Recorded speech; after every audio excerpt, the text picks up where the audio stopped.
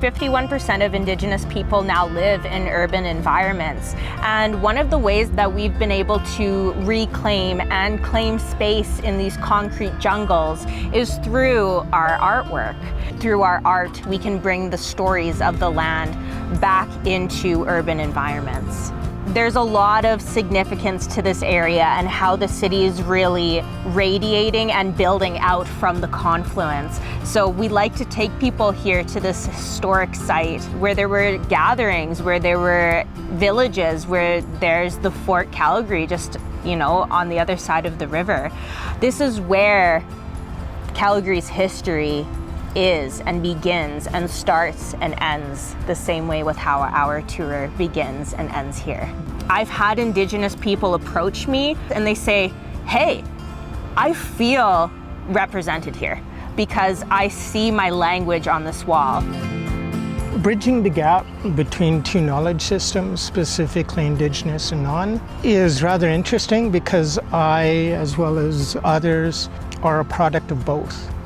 We as Indigenous people are not of the past, but we're here and we're doing things. We're artists, we're glaciologists, we're guides, we're academics. We're now a part of this art and urban landscape in a way that we haven't been before.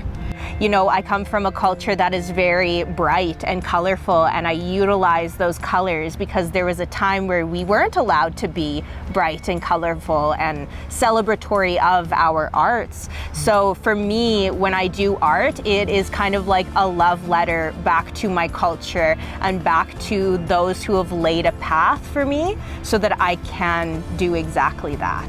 Our tours are available to a wide audience. So whether you are a family, whether you are an individual traveler, adults, youth, and also our tour is accessible as well. We are along paved paths the entire time and have access to elevators and places to make it a lot easier for people to walk along with us. An art tour like ours is quite powerful and not often seen.